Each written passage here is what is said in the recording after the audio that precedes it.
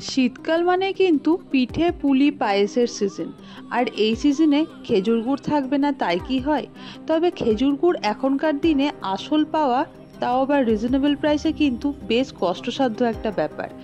অনেক সময় টাকা দিয়েও কিন্তু আসল জিনিসটা পাওয়া যায় না। আর কলকাতার মধ্যে থেকে যদি আপনারা আসল খেজুরের গুড় রিজনেবল প্রাইসে পেতে চান, তাহলে আজকের ভিডিওটা কিন্তু আপনার জন্য। নমস্কার সকলকে, আমি অর্চিতা। অর্চিমি ট্রাভেল ব্লগ চ্যানেলে আপনাদের সকলকে স্বাগত জানাই নতুন একটা ব্লগের সাথে। আশা করি আপনারা সকলে খুব ভালো আছেন। আজকের ব্লগটা অবশ্যই শেষ পর্যন্ত দেখবেন, কারণ এই ব্লগে রয়েছে বিভিন্ন ধরনের ইনফরমেশন, যেটা আপনাদেরকে কিন্তু অনেকটাই হেল্প করবে। আমরা আজকে খেজুর গুড়ের সন্ধানে চলে গিয়েছিলাম শিয়ালদার কাছে বৈঠকখানা মার্কেটে। এখানে আজকে আপনাদেরকে মার্কেটটা তো ঘুরিয়ে দেখাচ্ছি, তার সঙ্গে সঙ্গে দেখিয়ে দেবো কোথায় খুব ভালো রিজনেবল প্রাইসে আসল খেজুরের গুড়টা আপনারা পেয়ে যেতে পারেন। চলুন ব্লগটা দেখতে থাকুন শেষ পর্যন্ত, এখানে কিন্তু সেই হদিশ আপনাদেরকে দিয়ে দেবো। আমরা সবজি এবং ফলের মার্কেট ঘুরতে ঘুরতে চলে এসেছিলাম এই চার্চটার সামনে। দেখুন, চার্চের সামনে ডক্টর রাজীব স্কিন ক্লিনিক বলে একটা বড় বিল্ডিং রয়েছে, এবং তার ঠিক অপোজিটে এই যে গলিটা আপনাদেরকে দেখাচ্ছি, এই যে ডান দিকের দোকানটা হচ্ছে মদনলালের দোকান, এবং তার পাশ দিয়ে এই যে গলিটা চলে যাচ্ছে, সেই গলিটাতে রয়েছে কিন্তু বৈঠকখানা মার্কেটটা। অর্থাৎ এই দিক দিয়ে গেলে কিন্তু আপনারা সেই গুড়ের দোকানটা দেখতে পাবেন। ল্যান্ডমার্ক হিসাবে যে চার্চটা আপনাদেরকে দেখালাম, ওই চার্চটা এবং ডক্টর রাজীব কেন্ট ক্লিনিকটাই কিন্তু রয়েছে ল্যান্ডমার্ক।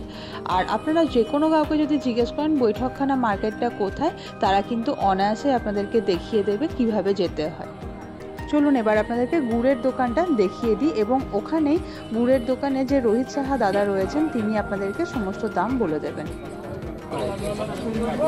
এটা আসল কত টাকা কেজি? 320। এই যে গুড়টা আপনাদেরকে দেখাচ্ছি, এটাতেও কিন্তু 80% আসল খেজুর গুড় রয়েছে এবং 20% মিক্সড রয়েছে। এখানে আপনারা বিভিন্ন ধরনের গুড় কিন্তু পেয়ে যাবেন। এইগুলো কত টাকা কেজি? এগুলো দাম 120 টাকা। আর এইগুলো? এটার দাম 120। 120।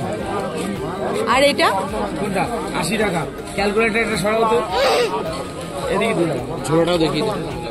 ঝোলাটা দেখিয়ে দাও, ঝোলাটা দেখিয়ে দাও। মোয়াগুলো দেখিয়ে দাও তো। ও আচ্ছা, মোয়া কত করে? মোয়া 100 আছে, 140 আছে, 120, 160। আচ্ছা, সব থেকে ভালোটা 140, 160। এখানে আপনারা ভ্যারাইটিস রকমের গুড় পেয়ে যাবেন, যেমন পাটালি গুড় রয়েছে, সাথে সাথে কিন্তু ঝোলা গুড়, নলেন গুড় রয়েছে। এটা 220। এখান থেকে আপনারা দানা গুড় এবং নলেন গুড় দুটোই কিনে নিয়ে যেতে পারেন। তবে দানা গুড়টা যদি আপনারা শিশিতে রেখে দেন, সারা বছর কিন্তু ফ্রিজে থেকে যাবে। এই যে সামনে আপনাদেরকে দোকানটা দেখাচ্ছি, এটাই কিন্তু শ্রীগুরু মিষ্টান্ন ভান্ডার, এবং এখান থেকে আমরা গুড়টা কিনেছি। এখানকার যিনি ওনার, তিনি হচ্ছেন রোহিত সাহা, যার নাম্বার কিন্তু আমি অলরেডি দিয়ে দিয়েছি। এখানে কিন্তু আপনারা 3 রকমের ঝোলা গুড় পেয়ে যাবেন। এই যে প্রথমে দেখাচ্ছি, এটা দানা গুড়, এবং তার সঙ্গে রয়েছে একটা ঝোলা গুড় এবং রয়েছে নলেন গুড়। তিনটার কিন্তু 3 রকম দাম রয়েছে। আপনারা এখানে এসে জেনে নিতে পারেন, অথবা দাদার যে নাম্বারটা আপনাদেরকে স্ক্রিনে দিয়েছি, সেই নাম্বারে কল করে কিন্তু আপনারা জেনে নিতে পারেন। বৈঠকখানা মার্কেটের এই জায়গাটায় রয়েছে বিভিন্ন গুড়ের দোকান, এবং তার সঙ্গে সঙ্গে এই যে দোকানটায় আমরা কিনছি, এখানে কিন্তু আপনারা বিভিন্ন রকমের খেজুর গুড় ও মোয়া পেয়ে যাবেন। এই যে দোকানে আমরা এখন গুড় কিনছি, এটা কিন্তু অনেক পুরনো দোকান। পূর্বপুরুষ থেকে ওনারা এই খেজুর গুড়েরই বিজনেস করেন এবং মোয়া বিক্রি করেন। আর এই যে নাম্বারটা আপনারা দেখতে পাচ্ছেন, এই নাম্বারে আপনারা কল করতে পারেন রাত্রি 9টার পরে। দোকানে রোহিত সাহা দাদার ব্যবহার যেমন খুব ভালো, সেরকম এখানে আপনারা কিন্তু বিভিন্ন ধরনের খেজুর গুড় ও মোয়া রিজনেবল প্রাইসে পেয়ে যাবেন।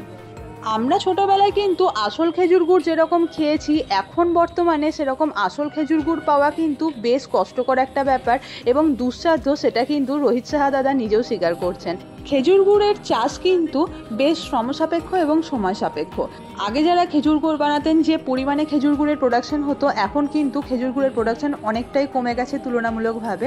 কারণ তারা যারা বংশ পরম্পরা খেজুর গুড় চাষ করেন, তারা অনেকেই আর এখন করতে চাইছেন না, খেজুর গুড় বানাচ্ছেন না, যার ফলে খেজুর গুড়ের দামটা যেমন বেড়ে গেছে, সেরকম আসল পাওয়াটাও বেশ কষ্টকর। তবে তার মধ্যে থেকেও ভালো খেজুর গুড় নিতে গেলে কিন্তু আপনাদেরকে বৈঠকখানা মার্কেটের এই দোকানটাতে, এই যে জায়গাটা এখন আপনাদেরকে দেখালাম বৈঠকখানা মার্কেটে, এখানে কিন্তু অনেকগুলো দোকান রয়েছে যেখানে শুধুমাত্র গুড়ই বিক্রি হয়। আর যেতে যেতে আমাদের এখানে চোখে পড়লো সুইট কর্ন বিক্রি হচ্ছে এবং মাশরুম বিক্রি হচ্ছে। সুইট কর্নগুলোর দাম কিন্তু বেশ কম দেখলাম। এখানে সুইট কর্নের দাম নিচ্ছে আপনার 120 টাকা কেজি। আর মাশরুম এখানে এই যে বোতাম মাশরুমগুলো রয়েছে কৌটোতে, এগুলো এক একটা কিন্তু 40 টাকা করে, যেটা নর্মাল খোলা মার্কেটে কিনতে গেলে 65 টাকা, কেউ আবার 75 টাকা বা 80 টাকা করে নেয়। এখানে কিন্তু দামটা তার হাফ রয়েছে। তো বেশ ভালো, এখানে সমস্ত কিছু জিনিসই কিন্তু দাম কম। বেসিক্যালি সুইট কর্নগুলো কলকাতাতে বিভিন্ন জায়গা থেকে আসে, তবে আমরা এখন যেখান থেকে নিচ্ছি এনারা বললেন এটা রাঁচি থেকে আসছে। রাঁচিতে কিন্তু প্রচুর পরিমাণে সুইট কর্ন চাষ হয়। আমরা যখন রাঁচি গিয়েছিলাম তখন কিন্তু দেখেছিলাম সুইট কর্ন চাষ হওয়া। যাই হোক, কিছু সুইট কর্ন এবং মাশরুম কিনে নিয়ে আমরা আবার চললাম বাড়ির পথে। আর বাড়ি যেতে যেতে এখানে দেখলাম বিভিন্ন ধরনের দোকান রয়েছে, দোকানগুলো আপনাদেরকে দেখাচ্ছি একটু একটু করে।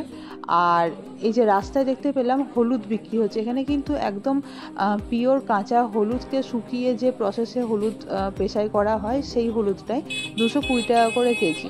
এখানে কিন্তু আপনারা যদি কখনো আসেন তাহলে আসল গুঁড়ো হলুদ একদম রিজনেবল প্রাইসে কিন্তু এখান থেকে কিনে নিয়ে যেতে পারেন। আর শুধুমাত্র যে গুঁড়ো হলুদ বিক্রি হচ্ছে এখানে তা কিন্তু নয়, এখানে সর্ষের তেল পেঁচাই করে দেওয়ার মেশিন রয়েছে দেখলাম, অর্থাৎ সর্ষের তেল দিচ্ছে। আর তার সঙ্গে সঙ্গে কিন্তু জিরে গুঁড়ো, ধনে গুঁড়ো, মিক্স মশলা, গোলমরিচ গুঁড়ো, লঙ্কা গুঁড়ো, এরকম বিভিন্ন ধরনের মশলা গুঁড়ো কিন্তু পাওয়া যায়।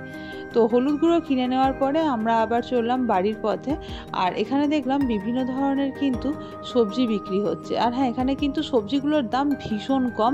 ব্রোকলি অলরেডি পাওয়া যাচ্ছে 20 টাকা 25 টাকা করে পিস, যেখানে নর্মাল জায়গাতে আপনার 30 টাকা 40 টাকা ছাড়া ব্রোকলি পাওয়া যায় না। ফলের দামও কিন্তু বেশ কম রয়েছে। তাই যদি আপনারা এখানে আসেন তাহলে কিন্তু টুক করে বাড়িতে সবজি বা ফলের বাজারটাও এখান থেকেই সেরে নিতে পারেন। যাই হোক, আজকের ভিডিওটা কেমন লাগলো অবশ্যই কমেন্ট বক্সে লিখে জানাতে ভুলবেন না। আর ভালো লাগলে অবশ্যই প্রত্যেকবারের মতো লাইক শেয়ার করে দেবেন এবং কমেন্টে জানিয়ে দেবেন কেমন লাগলো আজকের ভিডিওটা। ভালো থাকবেন, সুস্থ থাকবেন, দেখা হচ্ছে নতুন ভিডিওতে।